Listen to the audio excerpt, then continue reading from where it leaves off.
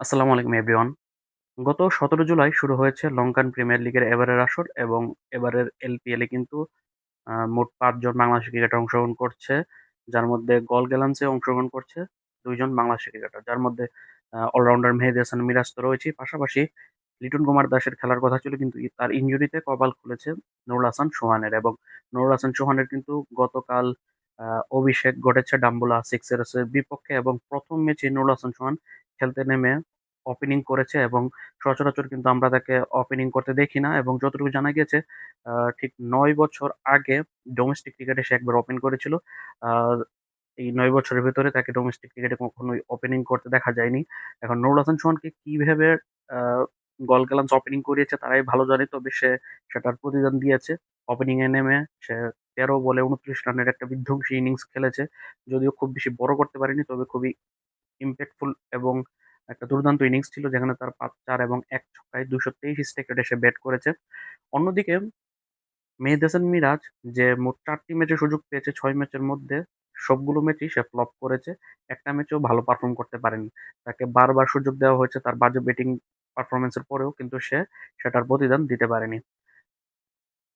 Call গ্যালান্স কিন্তু ১ম ম্যাচেই অভিষেক ঘটিয়েছিল এলপিএলে মেহেদী হাসান মিরাজের এবং ১ম ম্যাচেই সে খেলতে নেমে ফ্লপ করেছে। তাকে মিডল অর্ডারে ৪ নাম্বার পজিশনে গুরুত্বপূর্ণ পজিশনে ব্যাট করার সুযোগ দেওয়া হয়েছিল। সেই ম্যাচে সে করেছে ১৭ বলে মাত্র ১০ রান। অথচ তার দল কিন্তু ২০০ র উপর রান করেছিল। তার এই বাজে ব্যাটিং এর কারণে কিন্তু আ তার দলের আরো কিছু রান কিন্তু হতে পারত, সেটা কিন্তু হয়নি। পাশাপাশি বোলিংয়েও বাজে বোলিং এর ফলাফল সে দেখিয়েছে। ২ ওভারে ২৯ রান দিয়ে কোন উইকেট শিকার করতে পারেনি। তারপরেও তাকে ২য় ম্যাচে সুযোগ দেওয়া হয়েছিল। ২য় ম্যাচেও করেছে সে ফ্লপ। তাকে ৩ নাম্বার পজিশনে এক ধাপ উপরে নামানো হয় কিন্তু সে করেছে ৯ বলে ১৩ রান করে আউট হয়ে গেছে। তাকে বল দেওয়া হয়নি আগের ম্যাচের বাজে বোলিং এর কারণে। তারপর টানা ৩য় ম্যাচেও তাকে খেলানো হয়েছে এবং ৩য় ম্যাচে যদিও তাকে ব্যাটিং পজিশনে ৮ নাম্বারে নামানো হয়েছে কারণ ১ম ২ ম্যাচের বাজে ব্যাটিং এর কারণে ৮ নাম্বারে নেমে সে ওই ম্যাচে করেছে ১৩ বলে মাত্র ১৬ রান, আউট হয়ে গেছে। এই ম্যাচে যদিও তাকে বোলিং করানো হয়েছে, আবারও বোলিং এ ফ্লপ। ২ ওভারে ২১ রান দিয়ে কোন উইকেট শিকার করতে পারেনি। এরকম টানা ৩ টি ম্যাচে ফ্লপ করার পর ৪র্থ ম্যাচের একাদশ থেকে তাকে বাদ দেওয়া হয়। তার পরিবর্তে অন্য একজন ক্রিকেটারকে খেলানো হয়। তারপর ১ ম্যাচ বিরতি দিয়ে ৫ম ম্যাচে তাকে আবারও পুনরায় একাদশে ফেরানো হয় এবং এবার তাকে সুযোগ দেওয়া হয় ওপেনিং পজিশনে ব্যাট করার এবং সেখানেও সে ফ্লপ করেছে। ৫ বলে ৫ রান করে আউট হয়ে গেছে। আর তাকে বলই দেওয়া হয়নি। ৪ ম্যাচ খেলেছে। ৪ ম্যাচ খেলে করেছে ৪৪ রান, ১১ এভারেজ এবং ১০০ স্ট্রাইক রেটে মাত্র। এরকম বাজে ব্যাটিং এর পাশাপাশি বল হাতে ২ ওভার ২ ম্যাচে বল করেছে ৪ ওভার সেখানে ৫০ রান দিয়ে কোন উইকেট শিকার করতে পারেনি। তার এই বাজে ব্যাটিং, বোলিং এর পারফরম্যান্সই বলে দেয় যে টি-টোয়েন্টির জন্য তাকে অযথাই তারা দলে নিয়েছে। তার এই বাজে পারফরম্যান্স এর কারণেই কিন্তু মূলত বাংলাদেশের টি-টোয়েন্টি সেটআপে মেহেদী হাসান মিরাজকে বিবেচনায় রাখা হয় না।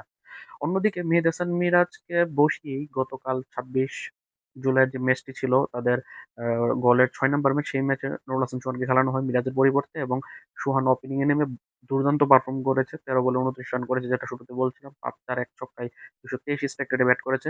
এখন কিন্তু শেষ দিকের ম্যাচগুলোতে সে প্রায় অটো চয়েসের পথেই যাচ্ছে। যেহেতু ৫ দলের টুর্নামেন্ট এলপিএল সেখানে প্রত্যেকটা দল প্রতিপক্ষ ৪ দলের বিপক্ষে ২ বারে দেখে মোট ৮ টি ম্যাচ খেলার সুযোগ পায়। সেই হিসেবে এখন পর্যন্ত যেহেতু তারা ৬ টা ম্যাচ খেলেছে আরো তাদের ২ টা ম্যাচ বাকি রয়েছে। ২ টা ম্যাচ অনুষ্ঠিত হবে আগামী ২৯ জুলাই বিকেল ৩:৩০ টায় এবং আগামী ১লা আগস্ট রাত ৮ টায়। এখন শেষ ২ ম্যাচে অবশ্যই নুরুল হাসান সোহান বিবেচনায় থাকবে তাদের একাদশে কনফার্ম ভাবে। ভেরি নেক্সট ম্যাচে তো ২৯ তারিখের ম্যাচে সে থাকবেই। তারপর তার পারফরম্যান্স বলে দিবে যে তাকে ৩য় ম্যাচে কন্টিনিউ করা হবে কিনা। অন্যদিকে মেহেদী হাসান মিরাজের ধরে নিন যে আর কোন ম্যাচে তাকে দেখা যাবে না যেহেতু সোহান একটা ম্যাচে ভালো করে ফেলেছে।